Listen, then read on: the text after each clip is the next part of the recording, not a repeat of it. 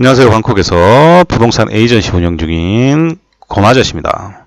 여러분들 최근에 원방콕이라고 생긴 걸 광고로 보신 적이 있을 겁니다. 여러분들 혹시나 태국 검색을 많이 하시면 인스타그램에서도 이 광고가 굉장히 많이 뜹니다. 최근에 개장을 했기 때문에 이렇게 광고가 많이 뜨는 건데, 이 원방콕 안에는 쇼핑몰이나 사무실만 있는 게 아니라 레지던스도 있습니다. 콘도처럼 판매하는 레지던스입니다.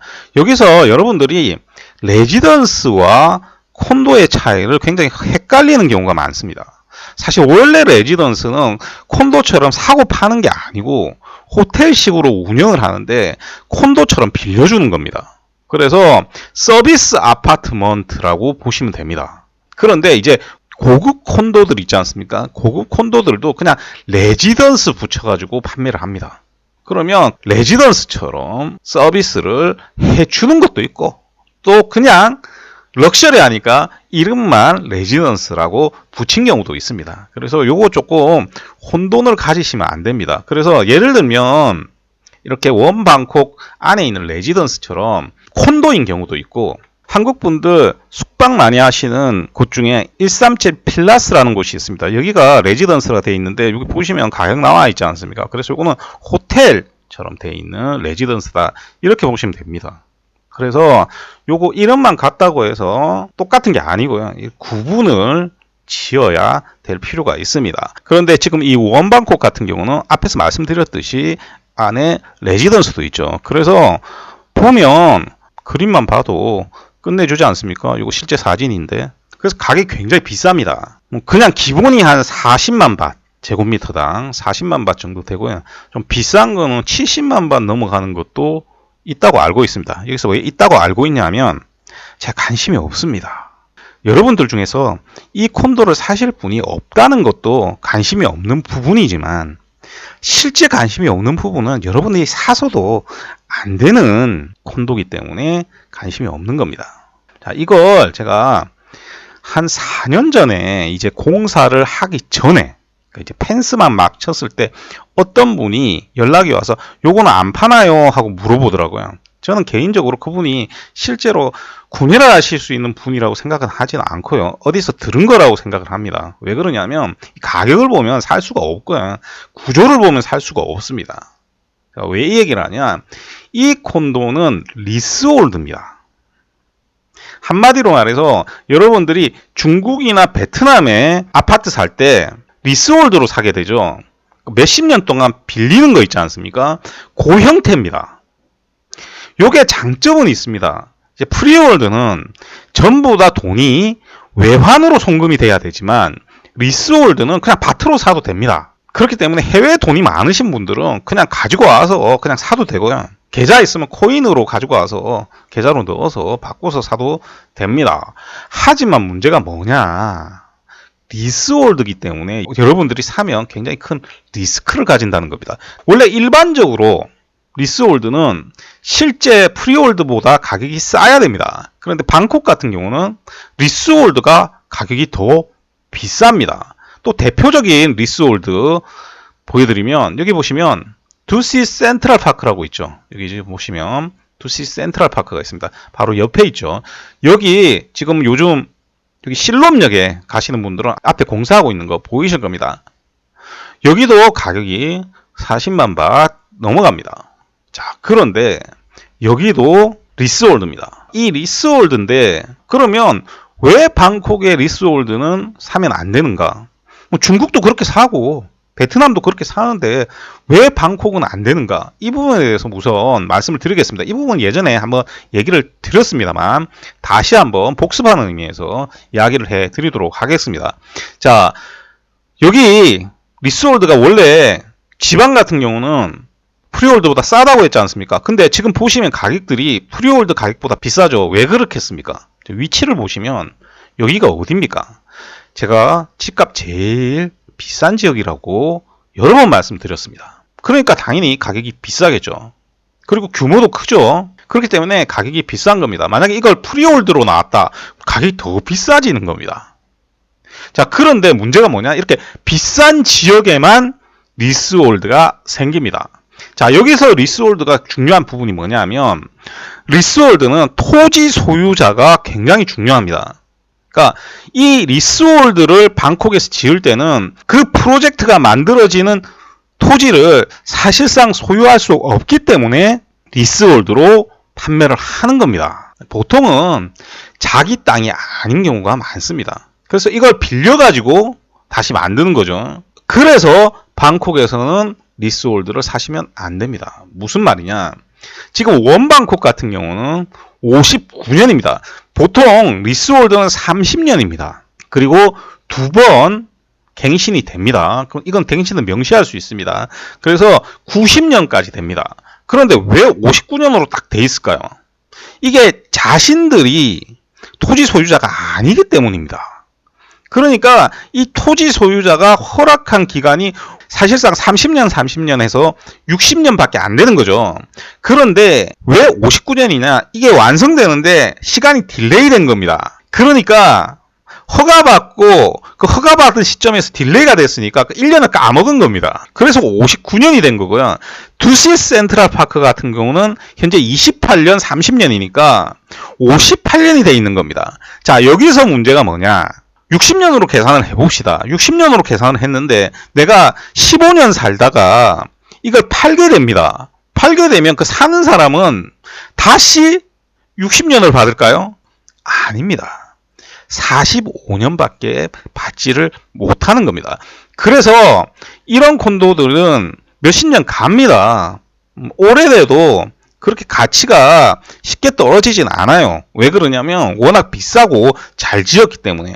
근데 그래도 20년, 30년 되면 당연히 감가상각에 의해서 가치가 떨어지겠죠. 자, 그런데 그 상황에서 남은 연수가 점점 줄어가지 않습니까? 그러니까 당연히 가격이 다운될 수밖에 없는 겁니다. 이게 여러분들 쉽게 생각해서 이렇게 비싼 콘도를 10년만 소유한다라고 하고 10년 후에 판다라고 해도 59년 중에 10년이 날아가면 굉장히 큽니다. 그런데 예를 들어서 처음부터 90년이었다. 그러면 10년 날아가도 80년 남았잖아요. 이건 표가 안 납니다. 요거는 조금 있다가 이야기를 해드리도록 하겠습니다. 자, 그러면 이 상황에서 여러분들이 선택을 한다면 같은 가격이면 아무리 여기가 크고 좋아도 프리홀드 콘도 사겠습니까? 리스홀드 콘도 사겠습니까? 당연히 프리홀드 콘도를 사겠죠. 그런 제약이 없으니까요. 그래서 여러분들이 만약에 같은 돈으로 콘도를 산다라고 하면 이 지역에서 프리홀드 콘도를 사면 되는 겁니다. 굳이 이렇게 리스홀드 콘도를 살 필요가 없는 거죠. 그렇지 않습니까? 그리고 이런 콘도를 사버리게 되면 이제 수요층도 시간이 갈수록 줄어드는 거 이상으로 줄어듭니다. 왜 그러냐? 이 비싼 콘도를 사는 사람이 어떤 사람들일까 생각을 해보면 답이 딱 나오지 않습니까? 쉽게 얘기를 해서 앞으로 소개하겠지만 푸켓의 부동산이 화랑인 이유는 그쪽으로 도피한 사람들이 많습니다. 그리고 자금도 도피되는 경우가 많고요. 그럼 그 외국인들이 또는 태국인들 중에서도 돈 많은 사람들이 자금을 이전해 놓는 건데 앞에 얘기했듯이 프리홀드 콘도를 살려고 하면 외환으로 돈을 보내야 되는데 그럴 필요가 없기 때문에 그것을 이용하는 거지 않습니까? 그러면 시간이 줄어들수록 그럼 계속 신규 수요가 생겨야 되는데 앞에 얘기했지만 프리홀드라는 너무나 큰 경쟁자가 있다는 겁니다. 그래서 방콕에서는 리스홀드를 투자하게 되면 굉장히 큰 리스크를 가지게 됩니다. 그런데 제가 몇 달간 방콕 주변에 있는 고급 무반들 중에서 혹시 리스홀드로 팔고 있는지 살펴봤고요.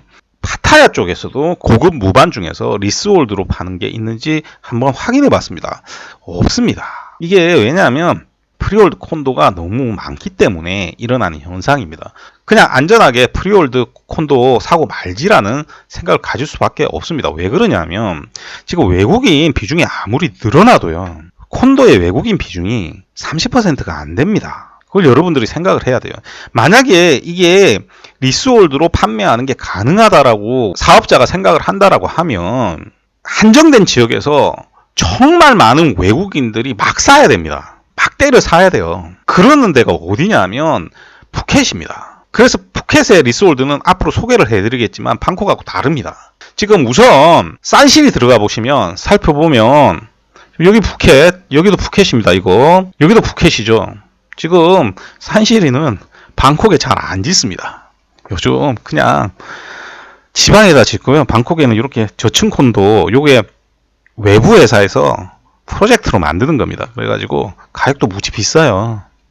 이런 거 그냥 팔고 있습니다. 산실이가 정말 많이 안 좋아졌습니다. 예전에 비해서. 자, 그리고 이제 오리진 같은 경우는 요즘 오리진은 아예 방콕에는 신경도 안 씁니다. 요 회사가 특히나 지금 푸켓에 가갖고 거의 장사하는 회사가 되어 있습니다. 요게 영어로 하면 안 나와요. 태국어로 봐야 됩니다. 자, 태국어로 보면 여기 보시면 요 태국어 모르셔도 푸켓이죠. 그죠? 이것도 푸켓입니다. 이것도 푸켓이죠. 이것도 제가 판매하는 거죠. 푸켓. 여기도 판매하는 겁니다. 푸켓. 푸켓이 몇 개입니까? 푸켓이 무지하게 많죠. 자, 그런데 요거는 그런데 푸켓 같은 경우는 콘도든 무반이든 리스홀드로 판매를 합니다. 그러니까 콘도 중에서도 일부는 프리홀드로 팔고요. 일부는 아예 리스홀드로 팝니다. 방콕하고 아예 다르죠. 방콕은 리스홀드면 아예 리스홀드로 팔고 프리홀드면 프리홀드로 팔지 않습니까? 근데 희한하게 푸켓은요. 한 콘도에서 프리홀드 퍼센트는 49% 딱 정해져 있지 않습니까? 그리고 나머지는 리스홀드로 대부분 팔아버립니다. 그리고 무반도 리스홀드로 판매를 해버립니다. 왜 그러냐? 외국인들이 어마어마하게 사서 가격이 어마어마하게 올랐기 때문입니다. 그리고 이렇게 되면 방콕에 있는 리스홀드와 차이가 생기죠. 무슨 차이가 생기냐? 이 땅을 가진 사람, 프리홀드로 지금 내놨었지 않습니까? 그럼 그 땅의 소유자가 누굽니까? 그 건설사잖아요. 그죠? 그 건설사가 리스홀드를 해주니까 몇 년이겠습니까? 그냥 90년입니다. 광고할 때 90년 해가지고 그냥 아예 때려버립니다. 원래 법적으로 2번을 연장할 수 있기 때문에 90년이 맞죠. 요거 방콕 포스트 보시면 이거 전부 다 리스홀드로 산 겁니다. 2022년부터 어마어마하게 올랐죠. 그리고 1000만 바트 이상 10밀리언 바트입니다. 10밀리언 바트면 4억 정도 됩니다. 4억 이상의 주택, 뭐 4억 이상 고급도 아닙니다만 4억 이상의 주택이 가장 많이 팔렸다. 이렇게 됩니다. 여기 보시면 대부분 러시아 사람들이 제일 많고요. 지금 리스홀드가 이렇게 늘어났다는 걸 계속 보여주고 있습니다. 푸켓 같은 경우는 리스홀드로 사는 게 그렇게 나쁘진 않습니다. 그래서 여러분들 잘 아셔야 되는 게 혹시 제가 이 얘기를 안 해드리면 연락이 와서 뭐 물어보냐면 푸켓에서는 리스홀드로 많이 사던데요. 방콕에서는 리스홀드로 사면 안 되나요? 이 얘기 물어보게 됩니다. 그런데 방콕에서는 리스홀드로 사면 앞에도 얘기했듯이 어떻습니까? 굉장히 큰 리스크를 가지게 된다. 그래서 요 차이가 있다는 거 오늘 이야기를 해 드렸습니다. 그래서 오늘은 프리홀드와 리스홀드에 대해서 여러분들한테 이야기를 해 드렸습니다. 오늘도 들어주셔서 대단히 감사드리고요. 이상 저는 방콕에서 고마저씨였습니다.